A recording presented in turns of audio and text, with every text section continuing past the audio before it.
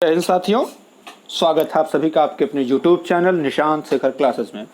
मित्रों, मैं निशांत शेखर सिंह आप सभी को इंटरव्यू की तैयारी करवा रहा हूं। और जो लोग आपको दिग्भ्रमित कर रहे हैं, आपको ये बता रहे हैं कि रिजल्ट आज नहीं, रिजल्ट कल आएगा, रिजल्ट फला तारीख को आएगा, आपको दिग्भ्रमित नहीं होना है। आपको स्ट्रेट फॉरवर्ड रहना है और एक ही चीज़ आपके माइंड में होनी चाहिए कि मुझे किसी न किसी तरीके से इंटरव्यू को फेस करके उसको क्वालिफाई करना है। अरे हार कैसे मान लूँ, ये मेरे माँ बाप का सपना है, कोई मजाक थोड़े ना है। तो मित्रों, आपको बहकावे में नहीं आना है। आपको क्या हार में क्या जीत में किंचित नहीं भयभीत में, कर्तव्य पथ पर जो मिले यह भी सही वह भी सही। तो आपको अपने लक्ष्य के प्रति कर्तव्यनिष्ठ होना है, बहकावे में नहीं आना। और इस ग्रुप से जुड़े हुए मैं सभी साथियों से निवेदन करता हूं कि कृपा करके आप सभी भ्रामक प्रचार प्रसार न करें, आपसे निवेदन है। चलिए आज शुरू करते हैं कि इंटरव्यू की तैयारी के पक्ष कौन कौन से होते हैं। तो मित्र, इंटरव्यू की तैयारी के विविध पक्ष होते हैं। जैसे इंटरव्यू की तैयारी कुल 4 पार्ट में हमने बांटने का प्रयास किया है और इन्हीं 4 पार्टों में से कवर किया जा सकता है कि आप किस प्रकार से तैयारी करें तो आप जो है अच्छा नंबर ला सकते हैं। ठीक है, जैसे इंटरव्यू की तैयारी के लिए कुल 4 भागों में बांटकर देखा। तो पहला क्या है, ज्ञान पक्ष, आपके पास कितना नॉलेज है। दूसरा क्या है, दृष्टिकोण पक्ष, आप किसी विषय पर क्या दृष्टिकोण रखते हैं। ठीक है, अभी ये सारी चीज़ें डिस्कस होंगी। दृष्टिकोण पक्ष क्या होता है, उसका अभिव्यक्ति पक्ष, जैसे आपसे पूछा जाता है कि आपकी क्या राय है, तो उस पर आप विचाराभिव्यक्ति जो होगी आपकी वो पॉजिटिव, किसी की तरफ झुकाव या किसी की तरफ बहुत किसी की विरोध नहीं करना, आपको अपनी अंडरस्टैंडिंग के साथ खुद का विचार रखना है। ठीक है, उसके बाद सबसे लास्ट चीज़ होती है और सबसे इम्पॉर्टेंट चीज़ जो होती है वो होती है वेशभूषा। आप गए हैं लोअर टी शर्ट में चले गए आप इंटरव्यू देने, तो वो चीज़ें कहीं ना कहीं जब लोअर टी शर्ट में जाएंगे तो वो चीज़ें जो है दिक्कत करेंगी। तो आपको बस यही ध्यान देना है। ठीक है, चलिए आगे देखते हैं। देखिए, अब आज हम ज्ञान पक्ष पे चर्चा कर लेते हैं। ज्ञान पक्ष क्या होता है। जैसे ज्ञान पक्ष मतलब यह इंटरव्यू की तैयारी के दौरान सबसे अधिक तनाव देता है। जैसे ये क्या होता है, उसमें सबसे पहले आपको ये देखना होता है कि उम्मीदवार के बायोडाटा में इतने सारे पक्ष लिखे जाते हैं। जैसे जब एक फॉर्म आएगा, जब आपकी इंटरव्यू की डेट आएगी तो उससे पहले एक फॉर्म रिलीज होता है आयोग की तरफ से और उसको फिलअप करना। तो उसमें आपकी हॉबी क्या है, आप क्या पसंद करते हैं, ये सारी जानकारी उसमें आप देते हैं। एक कॉलम बना होता है, उसमें सारी जानकारी आप देते हैं।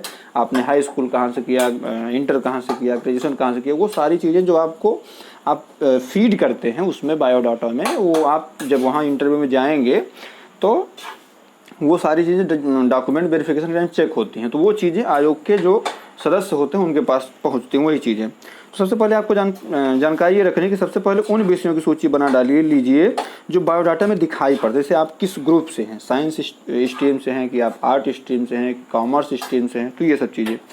और उसमें जो सामान्य अध्ययन है, जो सामान्य ज्ञान है, उसका क्या पक्ष है। जैसे यदि आप इकोनॉमिक्स के हैं, मान लीजिए आपने BA कर रखा है, BCom कर रखा है, आपने BA कर रखा है हिस्ट्री से, तो वहाँ के हिस्ट्री के जो पक्ष होते हैं तो अकादमिक पृष्ठभूमि बड़ी ही महत्वपूर्ण होती है। उसके बाद क्या, आपकी रुचियाँ जो नहीं होता, पूछा जाता हॉबीज़ आपकी क्या है, आपका गृह राज्य कौन सा है। गृह राज्य बोले तो आपसे पूछा जाता कि आप, जैसे चूँकि हम लोग उत्तर प्रदेश के हैं तो उत्तर प्रदेश की वैकेंसी तो जरूरी नहीं कि उत्तर प्रदेश के लोग आए, केवल हरियाणा से भी आते हैं, राजस्थान से भी आते हैं, मध्य प्रदेश से भी कई लोग आते हैं।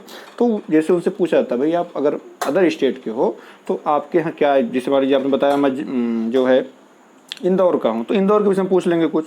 उसके बाद गृह जनपद, जैसे मेरा गृह जनपद अम्बेडकर नगर है आपका गृह जनपद प्रतापगढ़ है, किसी का गृह जनपद प्रयागराज है, किसी का गृह जनपद आजमगढ़ है। तो ये चीज़ें गृह जनपद से संबंधित, जैसे आपके यहाँ कौन सा प्रमुख स्थल है, आपके यहाँ जैसे वही जैसे 1 डिस्ट्रिक्ट 1 प्रोजेक्ट के थ्रू जो चीज़ें होती हैं तो आपके यहाँ कौन सी चीज़ आई है, तो ये सब चीज़ें आप शामिल कर सकते हैं। ये चीज़ें मैं बता रहा हूँ ज्ञान पक्ष, इसमें आप उसको नोट डाउन करके और वो चीज़ें आप करना शुरू कर दीजिए।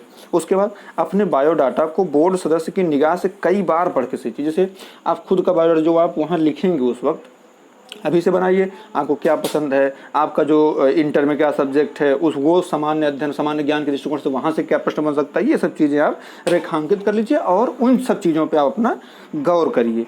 और ये जो भ्रामक बातें हैं इन सब से दूर रहिए। और चलिए आगे देखते हैं, लास्ट तक वीडियो देखिएगा, सारी चीज़ें क्लियर कर दूंगा आज। ठीक है, सबसे पहले मान लीजिए कि ज्ञान या जानकारियों के स्तर पर उम्मीदवार की तैयारी चाहे जितनी भी हो, अगर इंटरव्यू बोर्ड के सदस्य ये ठान लेंगे कि उसे किसी न किसी क्षेत्र में उलझाना है तो वो आपको उलझा देंगे। और वो उम्मीदवार को परेशान भी करना चाहते हैं ताकि आपको ये पता लगा जा सके कि आप जो है मेंटली रूप से कितने मजबूत हैं, कितने स्ट्रांग हैं, ये सब चीज़ें कहीं ना कहीं, और उनका जो प्रश्न होगा उसकी जो परिधि है उससे बाहर आप अगर जा कर के कोई चीज़ बता रहे हैं तो वो कहीं ना कहीं उनके लिए भी सुखद होता है ना। तो सबसे पहले आपको अपने एकेडमिक, जो आपकी एकेडमिक है, अकादमिक जो भी आप इंटर, हाई स्कूल, बीए जो भी आप वहाँ पे लगाएंगे, है ना, उन सब चीज़ों को पहले, जैसे मैं लॉ ग्रेजुएट हूँ तो जैसे मुझसे मैं लोअर 2 का एग्ज़ाम दिया था, उसमें मुझसे ये पूछा गया था कि आप लॉ से हैं तो आईपीसी की धारा 376 में जो अमेंडमेंट उस टाइम अमेंडमेंट हुआ था तो उसमें क्या चीज़ें आई है, आप उससे कितना सहमत हैं, ये सब चीज़ें हमसे पूछी गई थी। तो आप जैसे अगर आर्ट स्ट्रीम के हैं, साइंस स्ट्रीम के, तो आपसे ये चीज़ें पूछी जा सकती हैं। ठीक है, चलिए आगे चलते हैं। सबसे पहले ये मान लीजिए कि विज्ञान और जानकारी का स्तर उम्मीदवार चाहे जितना भी तैयार हो, अगर वही चीज़ें हैं कि अगर आप कितना भी तैयार हों, लेकिन अगर उलझा जाएंगे तो उलझा देंगे। जैसे मैं लॉ से ग्रेजुएट हूँ तो मुझको चाहेंगे तो भाई कुछ भी पूछ सकते हैं, पूछ लेंगे कि संविधान जो है लागू हुआ था तो ये कब लागू हुआ था, जैसे संविधान पूछ लिए, या एविडेंस एक्ट पूछ लिए, या आप हिस्ट्री के हैं तो आपसे कोई जो ऐतिहासिक घटना उसके बारे में भी से पूछ लिए, जैसे चौरा चोरी कांड कब हुआ था, काकोरी लूट कांड कब हुआ था। अब जैसे काकोरी कांड बदल गया, उत्तर प्रदेश का है, आपकी हिस्ट्री सब्जेक्ट आपका है, तो आपको ये याद रखना है का वो काकोरी कांड का नाम बदल के काकोरी रियल एक्शन कर दिया गया। ठीक है, तो ये सब चीज़ें आपको बस ज्ञान में मतलब अपने उसमें रखनी है बना के। ठीक है, उसके बाद देखिए, अब इन सभी प्रश्नों की आप सूची बनाइए और उस पर बेहद सरसरी निगाह से उसको देखिए पहले।